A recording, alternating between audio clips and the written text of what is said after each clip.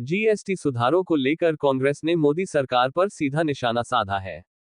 मुख्यमंत्री के मीडिया सलाहकार नरेश चौहान ने कहा कि भाजपा सरकार अब जनता को गुमराह कर रही है और 8 साल तक बोझ डालने के बाद टैक्स में राहत देने का श्रेय लेने की कोशिश कर रही है।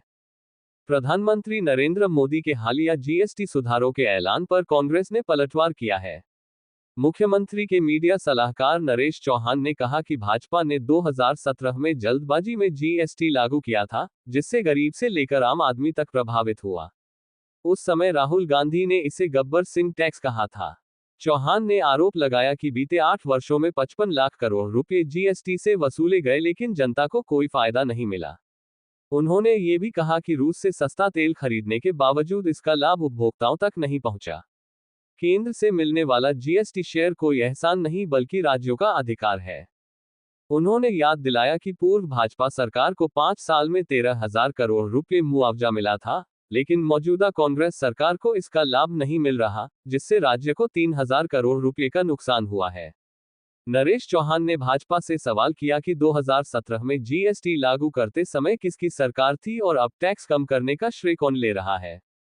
पंजाब दस्तक के लिए सुरेंद्र राणा की रिपोर्ट। तो आपने खुद बोला, उसको तो देश के सामने क्लैरिटी करो कि कितना काला धन बाहर से आया, कितने लोगों को 2 करोड़ के हिसाब से नौकरी मिली और 15 लाख रुपया किसके खाते में गया, और अच्छे दिन क्या उनके भाजपा के जो लोग हैं सत्ता में उनके करीबियों के आए या आम हिंदुस्तानियों के अच्छे दिन आए। ये हमारे भी प्रश्न है। आपने जीएसटी लगाने वाले आप जितना लगा सकते थे उतना लगाया, जितना निचोड़ सकते थे हिंदुस्तानियों को 8 साल निचोड़ा।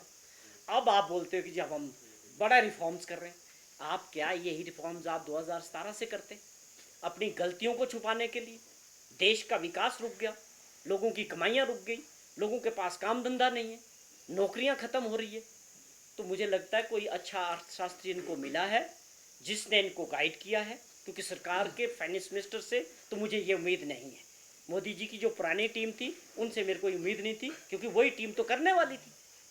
तो इसका मतलब कोई नया अर्थशास्त्री मिला जिसने इनको ये सुझाव दिया है कि आप बहुत ज़्यादा टैक्सेस ले रहे हो, स्वाभाविक तौर पे टैक्सेस कम होंगे, देश के लोगों की बाइंग कैपेसिटी बढ़ेगी, उनके जेब में पैसा बढ़ेगा, तो स्वाभाविक तौर पे उसमें अर्थव्यवस्था में आगे बढ़ने का चांस रहता है। इस तरह के रिफॉर्म्स क्या लगता है और में नया मुद्दा देते हैं, पिछले वालों का कोई हिसाब किताब नहीं है। अब बिहार के चुनाव के लिए सारा तामझाम इस तरह से किया जा रहा है कि इसकी पब्लिक आपने करना था, आप करो, आप भारत सरकार है, कानून बनाते हैं, आप जिस तरह से इसको पब्लिसाइज कर रहे हैं उसके पीछे पूरी तरह से आपकी राजनीतिक मंशा और बिहार का चुनाव दिखता है, या आने वाला कुछ स्टेटों का और चुनाव दिखता है। उसका भी एक कारण है, जो उम्मीद जो बातें करने वाले और देश के सबसे बड़े राजनीतिक ज्योतिषी हमारे होम मिनिस्टर, वो तो बार बार करते थे जिक्र कि 400 से ऊपर सीटें आएगी लोकसभा में।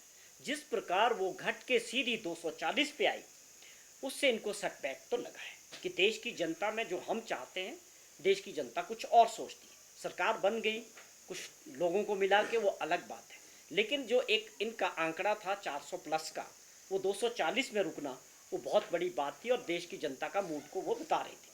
अब इस चीज़ से ये इनको ये भी एहसास है कि बिहार में जो एंटी इनकम्बेंसी है वहाँ की सरकार के खिलाफ और ख़ास तौर पे नीतीश कुमार जी के खिलाफ, वो हम जैसे दूर बैठे हुए लोग, आप लोगों के माध्यम से उसको भनक है, इनको भी है। अब ये इस तरह के रिफॉर्म्स की बात करके देश की जनता को और मतदाताओं को गुमराह करने का ये इनका कोई नया करैक्टर नहीं है। ये चुनाव के दौरान इस तरह की जो कार्यशैली भाजपा की रहती है। जयराम ठाकुर के एक मुख्यमंत्री स्तर पे रहे हुए व्यक्ति को इस तरह की टिप्पणी शोभा नहीं देता है। मुख्यमंत्री जी का भी परिवार होता है, वो एक प्राइवेट विजिट पे अपनी बच्ची की पढ़ाई के लिए, जिसको वहाँ एडमिशन मिला, उनकी बड़े वाली बेटी को, उसने LLB जो है दिल्ली यूनिवर्सिटी से किया, LLM के लिए उनको वहाँ एडमिशन मिला है और एक अच्छे इंस्टीट्यूशन में मिला है। और वो एक प्राइवेट टूर पे, सरकार का कोई खर्चा नहीं, कोई मतलब नहीं, कोई सिक्योरिटी गार्ड नहीं, कोई प्रोटोकॉल नहीं। पहले चीफ मिनिस्टर होंगे जो होने के बावजूद भी उन्होंने मना किया कि मैं प्योरली अपने परिवार के साथ बिना प्रोटोकॉल के, ना एम्बेसी से ना कहीं से, ये अपने आप में बहुत बड़ी बात है। मुख्यमंत्री जी की सादगी को और आम परिवार से होने की बात को आप सभी जानते हैं। और इनको प्रॉब्लम ये है कि 3 साल का कार्यकाल होने वाला है, कोई बड़ी बात मुख्यमंत्री जी के खिलाफ और सरकार के खिलाफ इनके पास नहीं।